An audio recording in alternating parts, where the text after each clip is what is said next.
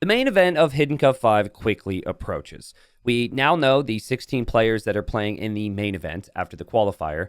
What we also have are the 16 hero names that will be participating in the tournament. And by that, of course, I mean the players themselves are playing on these hero identities and are going to play the tournament.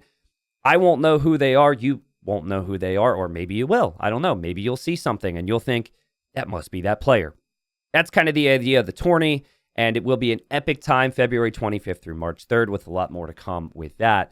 But I want to talk about the maps and introduce the full Hidden Cup 5 map pool to you.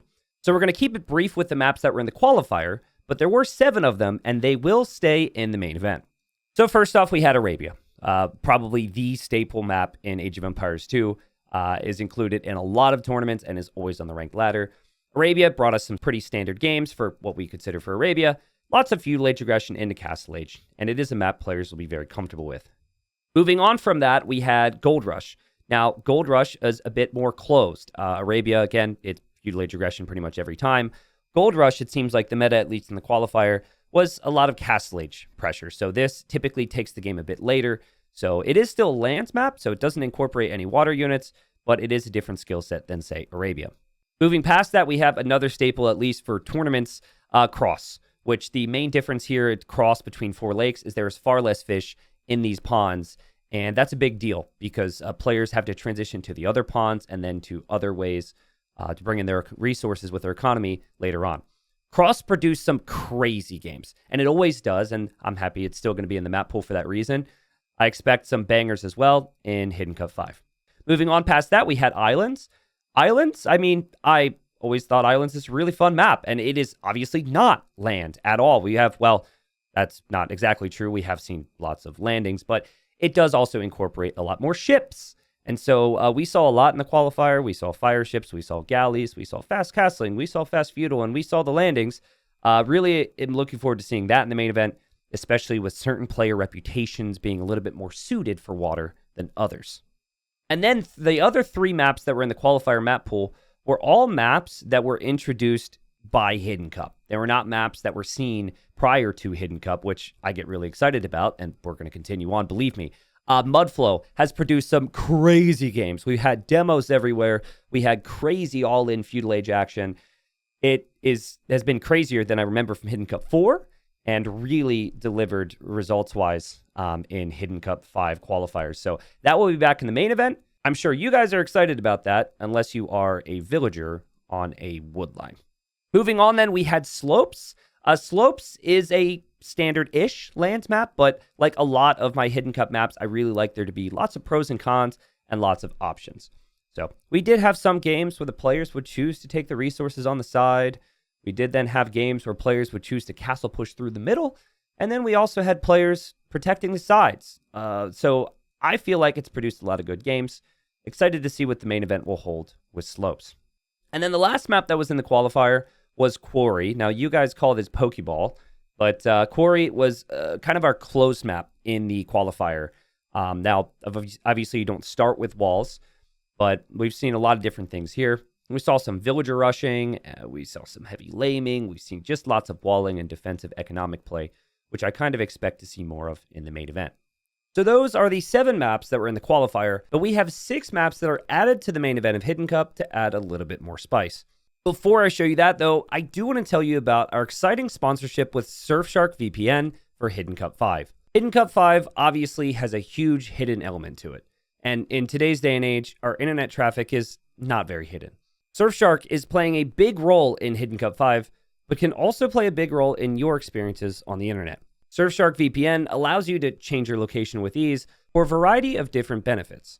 On top of the potential for added data security, Surfshark can make it easy to access shows or movies on various streaming platforms that may only be available in certain countries. Additionally, many websites show you prices based on your location.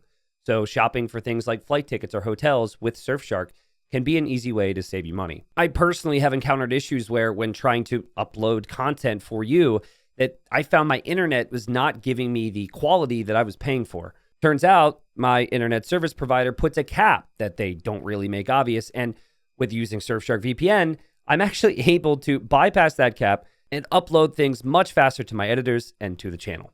Honestly, there are too many benefits to mention for using a VPN, and all that information is available on their website. And with the promo code HC5 that you can find in the video description, you can get Surfshark VPN for free for 3 months. But let's move on to the 6 maps being added to the main event map pool, starting with High Tides. Now, High Tides actually in Hidden Cup 3 was called High Tide, and then we actually shifted it for Hidden Cup 4 and made some changes because I felt like it could be improved. Hidden Cup 4, High Tides produced some good games, but again, coming up here towards Hidden Cup 5, we did make some slight tweaks, and here's kind of the following overview. So the basics of the map is the same. You're starting on land, you have the option to go to north for water, and near that water is going to be gold with the relic. We did lessen the amount of fish on the water. The fish will be very valuable, but it will run out faster than it did in the past. And we did also add shorefish along that shoreline because, believe it or not, when we did Hidden Cup 4, we only had like 2 shorefish there, and it was always in the center island, which led to a lot of situations where players docked right next to each other. So in some ways, you have a little bit more flexibility in the north in terms of how you play it. In some ways, it is less important over the long term, but obviously still holds a lot of value. And then towards the south, this was an area that was pretty much unutilized the entirety of Hidden Cup 4. We've added some shorefish there. We've added some deer just as an option on land if you wish to go that way. On top of that, we've got some relics. We've got some resources down there towards the south too. So kind of the idea of High Tides, obviously, is to have the water aspect, which will be fought over, to have the resources towards the south. And then, haven't talked about it, but is very obvious, very open through the middle. There's hills. There's so much potential for damage there. So it really is an option-oriented map, which is what Hidden Cup's all about. So that's High Tides. Let's move on to the next one. Moving on past that, we have Bay. And poor Bay has been slandered. You guys have all called it Pants, and I'm kind of giving up on calling it Bay. But we will call it Bay because that's what it's named. And this is another map that was part of my whole creation process where I would, well, not create anything at all. I would draw it on paint and then work with people on it. But anyways, Bay is coming back. We didn't make many changes with Bay compared to Bay in the past. There's still 8 fish there, which again, means the fish will be valuable, but eventually run out. And there's still no shorefish on that shoreline, which will mean, again, just less water focus, I think, in general. The point of Bay is to start in your corner and then expand throughout the map. It's a very expansive map. There's stones, gold, hunt, wood, everything. You have to move away from the safety of your corner. So you can be safe for some time, but you can't be safe forever. And this has led to some really big Imperial Age battles in the long run, provided the game is close. After Bay, we have Cup. And this was actually the first Hidden Cup map that I had ever really thought about and drawn out. And eventually I could maybe make a little history video on this map. Listen, the middle is supposed to look like a cup of some kind. It really doesn't. But what's cool about this map is, again, the options. So players are fairly close together, but have very easy wall access if they choose to wall towards those wood lines on the back. But in the middle between them is 2 areas of water. Now, you can dock that terrain. You can also pass it with land units, but that sandy strip through the water does not allow ships to cross over on either side. So it's really tricky. If you were to dock, let's say, between in the smaller water area, you are directly between yourself and the enemy, but then there's less in the way of fish, and it's also not possible for you to control the other side with those ships where the gold is. So very frequently, players are going to have to be scouting, which is, again, a big focus in Hidden Cup. See exactly where the opponent is going to prioritize, and there's a lot of adaptation needed. Some of my favorite games in Hidden Cup history have happened on this. I can remember Hidden Cup 4, where we saw Woad Raiders and heavy demos and galleons, and I mean, that's not even describing the early stages. So obviously, a lot of people speculated, but obviously Cup is coming back for the main event. What is also returning, this is a map we introduced in Hidden Cup 4, Bypass. Bypass, one of my favorite maps ever. Basically, it is hideout, only there's a path, there is an opening directly through the middle. The interesting thing about the middle, though, is that you cannot build on that sandy terrain. So castle dropping between the players is not a possibility. You can wall on the slightly different terrain on the other side of the opponent's walls, or even your own. And it just gets really interesting because it is very easy and very tempting maybe to push and be aggressive through the very exposed middle. But if you wish to, you can actually leave your base and then go to the sides where there's plenty of reason to be out there with the hunt, the stone, and the gold. As far as entertainment is concerned, this one might be up there at the top because so many different things can happen. There's so many different ways to play it, and players will have completely different outlooks on playing this. I can guarantee it. So that takes us to 11 maps, but those maps, those prior 4 anyways, have been seen before. And so it is with great pride I introduce to you 2 new Hidden Cup maps. Hidden Cup maps that I think will produce some excellent strategy and will lean towards heavy preparation for the main event. We'll start with Evacuation. Evacuation is a really tricky map to play. You start on this sandy, deserty, cracked island, which over time is just going to run out of resources.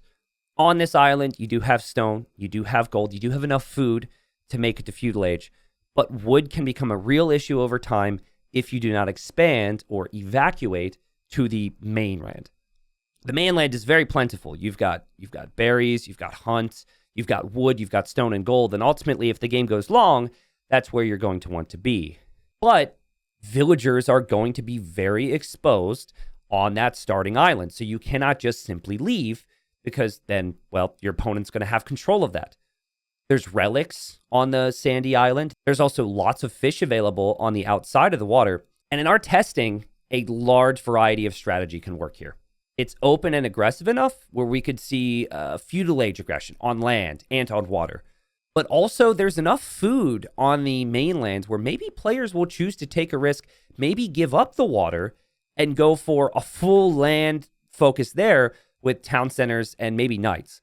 I will, of course, bring casts to you guys before the main event happens to show you kind of some of the test scenarios and what we came up with our testing games with high-level players. But yeah, I feel Evacuation is going to be really fun. The players have a week and a half of training before, and then their strategies are unveiled in the main event.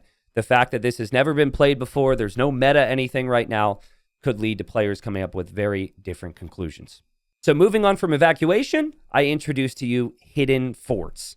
Okay, so Hidden Forts is, again, really tricky. Players are situated very similar to Fortified Clearing, where they are on the opposite side from each other.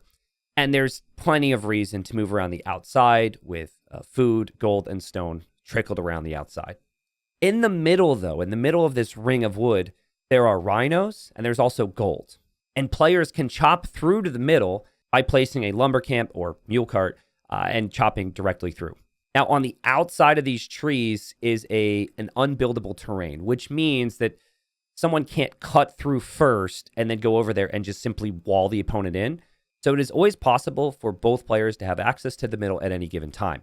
Now, I have seen a lot of different things here because those rhinos can be very helpful with food. So I have seen players chop through and take a rhino back to their TC to try Fast Castle. But then other players could invest into feudal age and they could make army from the middle, right? And if the opponent chopped through, yes, they can re-wall, but that's a lot of area to control towards the middle. The thing we've done is we've spread out the rhinos. It is extremely awkward to take multiple of them, but it is still possible. And then while the middle is still extremely valuable, the outside is plentiful enough where you don't necessarily need to even cut through. There's hunt, there's berries, there's stone, there's gold. I mean, again, there's no stone actually in the middle, so stone's maybe the biggest one. There's no relics towards the middle. The relics are still on the outside too. And basically, it's going to be fun to see what players try and do here. Now, this map took the most work compared to all of them because we really didn't want the middle to be too strong or the outside to be too strong. And after about 10 versions and a couple dozen games, many of which I played myself, I feel like this is that sweet spot where kind of either one could work. And again, players have never played this publicly. There's no meta right now. So the hope and the dream, obviously, is that preparation is going to come in clutch, and we might have players bringing us some brand new strategy in the main event. So that brings us to 13 maps then in the main event. You'll see all those maps on screen. And I just want to give a shout out to everyone who helped with the map concepts, everyone who helped with testing these maps. A lot of players who lost the first round of the qualifier I contacted, and they were practicing with me. It's pretty much been like every night I'm playing against somebody just to get a feel for the maps. When I think back to Hidden Cups, where we introduce new maps, this is always such a cool part of it. The week and a half of preparation that the players have, and then seeing the strategy unfold in the main event is always super cool. So that was kind of why we only had 7 maps for the qualifier, and I wanted to bring the more special, the more Hidden Cup maps for just the main event. I expect a lot of variety. I expect that Evacuation and Hidden Fort, because they are so new, because there's no meta known, may be banned a lot in the drafts. But there's going to be certain players out there who are going to see a new map, who are maybe the real strategists out there, and they may base their draft around playing on these two maps. And all right, folks, that is it. That's the introduction to the maps. This will all be on the Hidden Cup 5 map pack if you wish to play them yourself in the lead up to Hidden Cup. I don't know. But once again, I need to remind you, main event is coming February 25th through March 3rd. And the bar was set very high with previous Hidden Cups. I have put more effort, more time, more energy into this Hidden Cup than I probably will put into anything I ever do again. So if you would like to play a role, if you'd like to enjoy yourself, I promise you the show will be the best show I've ever put on. February 25th through March 3rd. It will be streamed on YouTube. It will also be streamed on Twitch. Start time roughly around 15 GMT each day. And of course, just keep an eye out, and I'll make sure to put more information out there. That is it from me. Very excited about Hidden Cup. We'll have plenty more Hidden Cup stuff to come as we get closer to the main event. But it is now practice time for the players as we speak. They maybe have the maps up and are practicing, and that should be epic. Thank you, everybody. Very much appreciate it, and I'll see you all at Hidden Cup 5.